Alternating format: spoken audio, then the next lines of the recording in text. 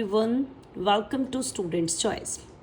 आज हम बहुत इंपॉर्टेंट टॉपिक करेंगे first law of thermodynamics.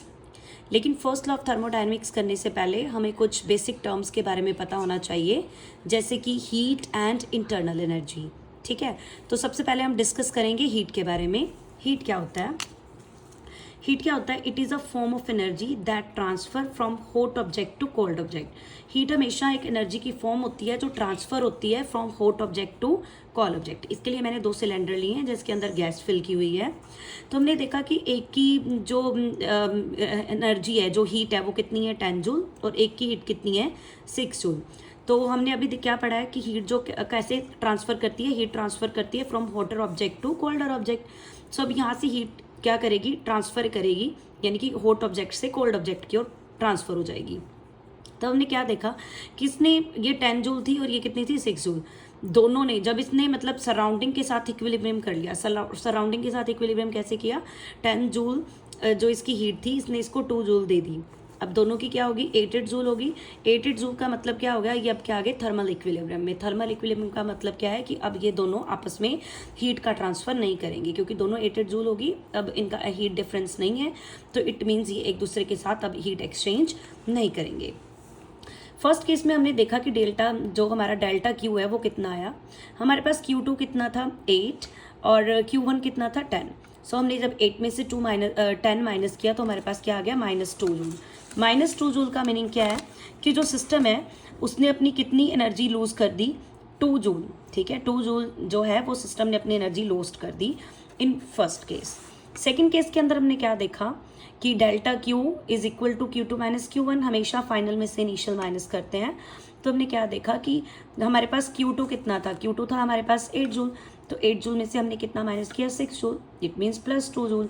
It means जो सिस्टम है उसने कितनी जो हीट है वो गेन कर ली? 2 जूल। ये हमारा सिस्टम है, दिस इज द सिस्टम। ठीक है, तो सिस्टम में से हम देख रहे हैं कि हीट एनर्जी जो है वो हॉटर ऑब्जेक्ट से कोल्डर ऑब्जेक्ट की ओर क्या हो रही है? ट्रांसफर हो रही है। This is about heat. Next आ जाता है हमारे पास इंटरनल एनर्जी। इंटरनल एनर्जी क्या होता है?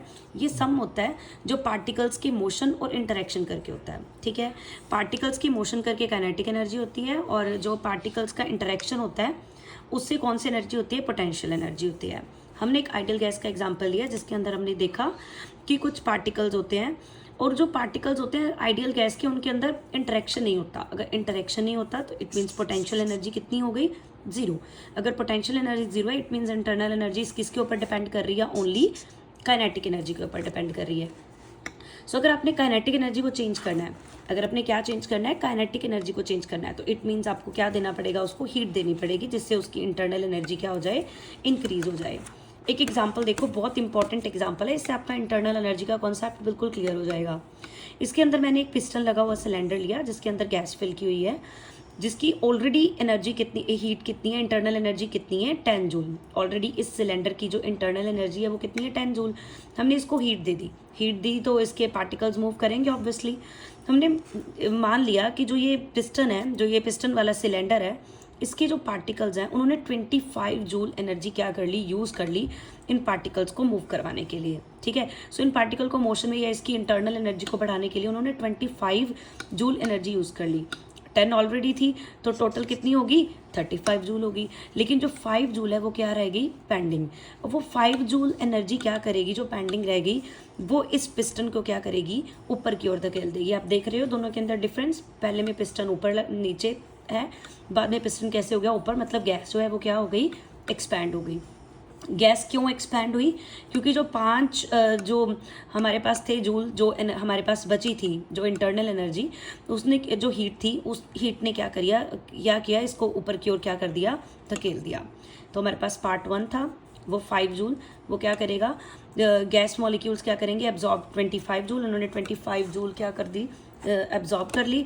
और दूसरा क्या है कि जो ये 5 जूल है वो इसको पिस्टन को ऊपर उठाने के लिए यूज़ आ गई, मतलब यूज़फुल वर्क के लिए उन्होंने वर्क कर दिया, और जो पिस्टन है वो ऊपर हो गया। इसी का ये एक एग्जांपल आप प्लीज़ मेरी एक वीडियो लेक्चर में ज़रूर देखना। जो इससे पहले वाला वीडियो लेक्चर मैंने बनाया था वो एक्सपेरिमेंटल था। उसके अंदर मैंने क्या किया था कि एक बॉटल थी, बॉटल के ऊपर मैंने एक बैलून लगाया, उसको मैंने गर्म पानी के अंदर डाल दिया। जैसे मैंने गर्म पानी के अंदर डाला तो क्या हुआ, जो बैलून था वो फूल गया था। कैसे? क्योंकि जो अब गैस के अंदर एयर तो होती है, तो कुछ हीट, जो पानी गर्म किया था, कुछ हीट तो एब्जॉर्ब कर ली। कैसे एब्जॉर्ब की? वो जो उसके अंदर एयर थी उन्होंने एब्जॉर्ब कर ली और उससे पार्टिकल का मोशन बढ़ गया, और बाकी कुछ हीट यूज़फुल वर्क के लिए यूज़ हो गई। कैसे? जो बैलून था वो फूला क्यों? क्योंकि जो हीट एनर्जी बची, कुछ तो मोशन के लिए यूज़ होगी, और जो बची उसने क्या कर दिया, वर्क डन, यूज़फुल वर्क जिसको बोलते हैं, जिससे जो बैलून क्या हो गया था, फूल गया था। यही फर्स्ट लॉ ऑफ थर्मोडायनेमिक्स का मेन कॉन्सेप्ट है कि फर्स्ट लॉ ऑफ थर्मोडायनेमिक्स क्या है। ठीक है, आई होप आपको ये कॉन्सेप्ट अच्छे तरीके से समझ आ गया होगा।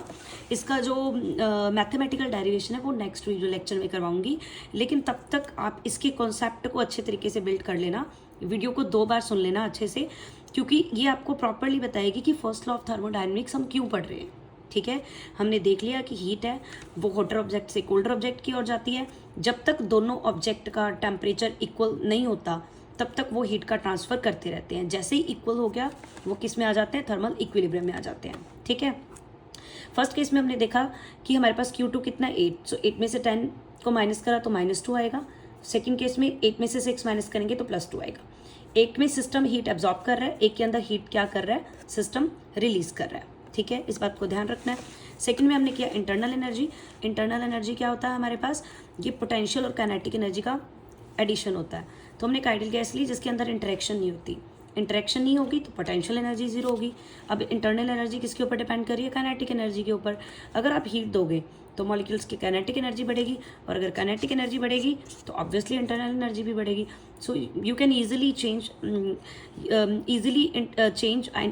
Internal energy. ठीक है, आप इंटरनल एनर्जी को ईजिली क्या कर सकते हो, चेंज कर सकते हो। सो हमने यहाँ पे इसके अंदर 2 केस देखे। हमने एक पिस्टन लगा हुआ सिलेंडर लिया था जिसकी energy already internal energy 10 joule थी, तो 30 जूल की हमने इसको और हीट दे दी। इसने 25 तो एब्जॉर्ब कर ली, जो 5 बची वो इसने कैसे यूज़ करी, यूज़फुल वर्क के लिए, जिससे पिस्टन ऊपर हो गया। जैसे हमने बैलून का एग्जाम्पल लिया, एक बॉटल है, ठीक है, एक बॉटल के ऊपर हमने क्या लगा दिया, बैलून लगा दिया, और ये बैलून क्या होना स्टार्ट हो गया, फूलना स्टार्ट हो गया। बैलून क्यों फूलना स्टार्ट हो गया, क्योंकि इसको हमने किस में रखा था, गर्म पानी के अंदर रखा था इस बॉटल को। जैसे हमने इसको गर्म पानी में रखा, कुछ जो हीट है पानी की वो तो इंटरनल एनर्जी को बढ़ाने के लिए यूज़ होगी। ठीक है, और कुछ हीट जो रह गई थी, जैसे यहाँ पे 5 जूल रह गई थी, वो हीट इस बैलून को क्या होएगी, फुलाने के लिए यूज़ हो जाएगी, यूज़फुल वर्क हो जाएगा। और यही हमारे पास क्या है, फर्स्ट लॉ ऑफ थर्मोडायनेमिक्स। मैं आपको इसकी मैथमेटिकल ओनली इक्वेशन बता रही हूँ, इसका डेरिवेशन नहीं।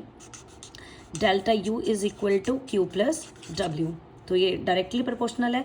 अगर आप Q इंक्रीज करोगे मतलब हीट दोगे, ठीक है, अगर आप हीट दोगे तो क्या बढ़ेगी, क्या बढ़ेगी, इंटरनल एनर्जी, और अगर इंटरनल एनर्जी बढ़ेगी और साथ में क्या हो जाएगा, यूज़फुल वर्क। जैसे कि बैलून फूल गया था और इसके अंदर पिस्टन क्या हो गया था, ऊपर की ओर हो गया था।